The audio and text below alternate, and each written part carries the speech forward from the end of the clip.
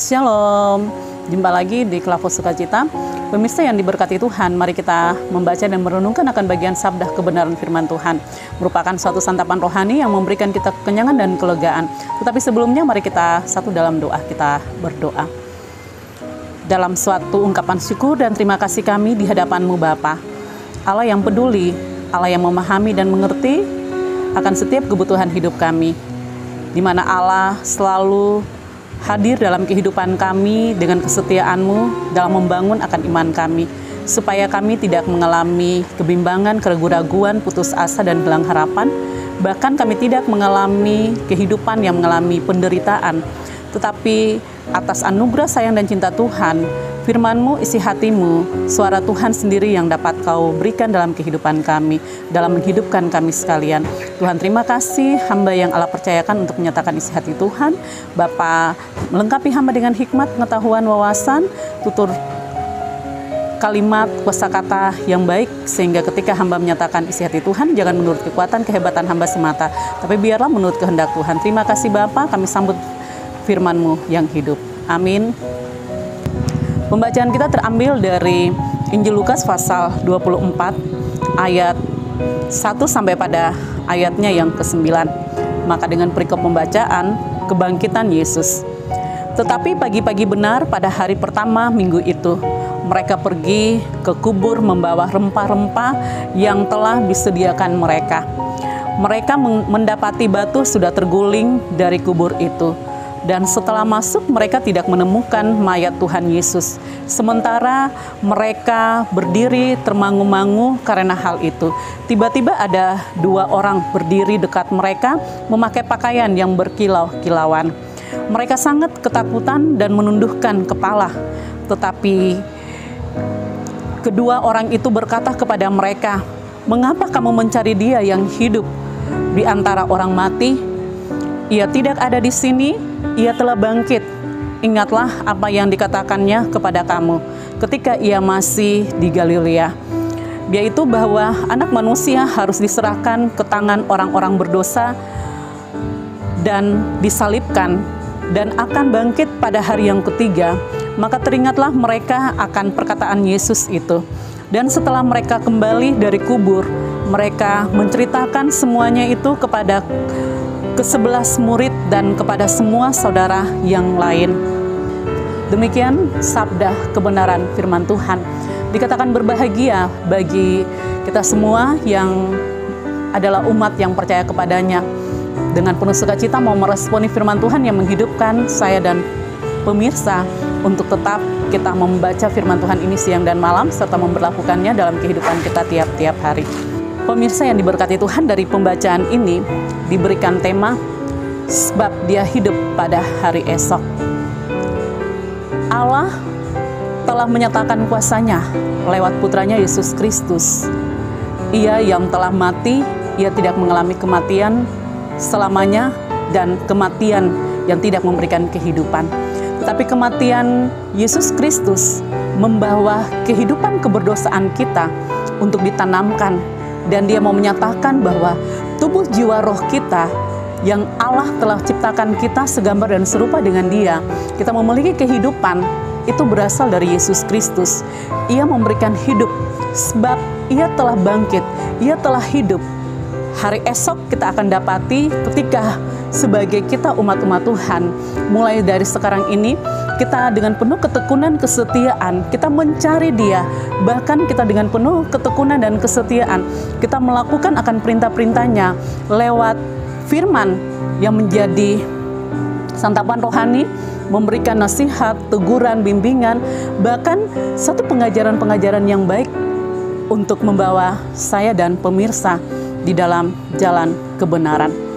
Pemirsa yang diberkati Tuhan, sebab Dia telah hidup pada hari esok. Maukah kita untuk memiliki kehidupan? Hidup itu bukan hanya satu aspek, tetapi hidup itu banyak aspek yang akan kita miliki.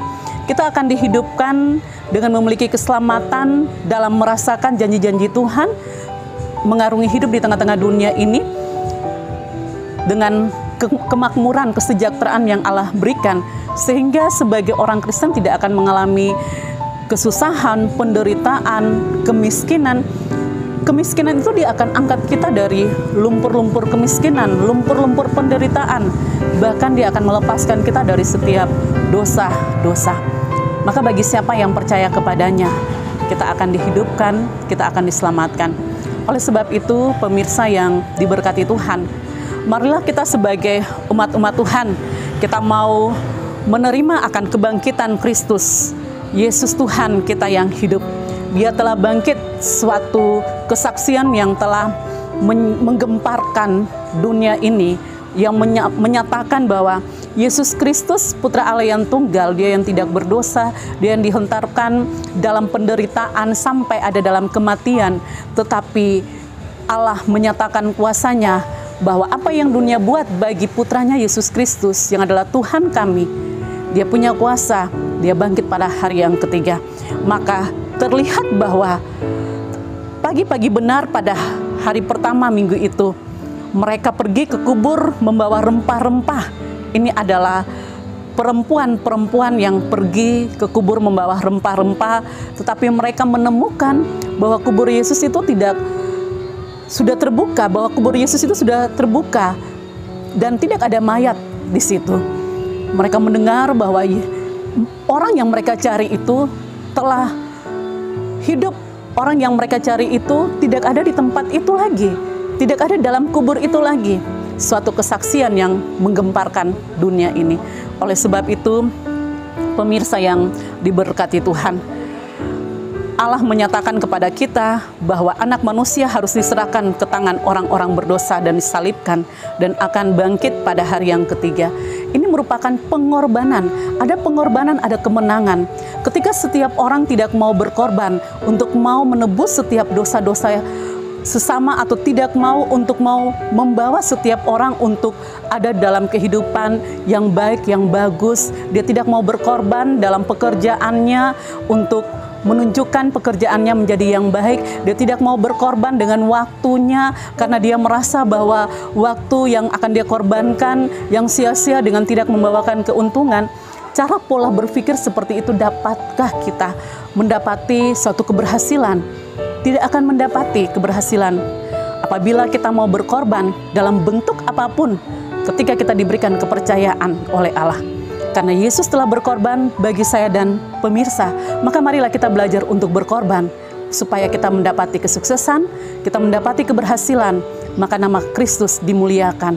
Itulah yang Tuhan inginkan dalam kehidupan saya dan pemirsa, sehingga berkat itu dia mengalir dan mengalir seperti air yang mengalir tak henti-hentinya dalam kehidupan saya dan pemirsa. Kita dapat hidup kelak nanti. Tuhan yang mempunyai firman memberkati kita. Amin. Mari kita satu dalam doa, kita berdoa. Bapa, terima kasih Engkau telah memberikan kami kehidupan. Pada hari esok kami akan memiliki hidup, maka ajarilah kami mulai saat sekarang ini Tuhan, untuk selalu mencari Engkau Allah yang hidup, untuk selalu hanya bersandar kepada Engkau saja Bapa, dalam nama Tuhan Yesus Kristus. Bapa, jamah setiap umat-umat Tuhan, supaya mereka juga dapat berkorban. Mereka selalu bekerja dengan setia untuk mengorbankan waktu, mengorbankan tenaga, mengorbankan apa yang ada pada mereka demi kemuliaan nama Tuhan, supaya semuanya dapat berjalan dengan baik dan tetap kami melangkah dalam mengikuti jejak langkah-Mu, Kristus Yesus Tuhan kami, karena Engkau adalah contoh dalam hidup kami. Bapa, terima kasih Tuhan. Kami mengucap syukur kepada Engkau Allah yang hidup. Bapa, berkati kami sekalian selaku hamba-hamba Tuhan, bahkan kru-kru pada channel Pelapor Sukacita ini. Tuhan memberkati mereka yang penuh sukacita dalam merespon, menopang akan pekerjaan pelayanan penginjilan lewat channel Pelapor Sukacita. Terima kasih Tuhan, ini doa kami. Haleluya, amin. Shalom, Tuhan Yesus memberkati.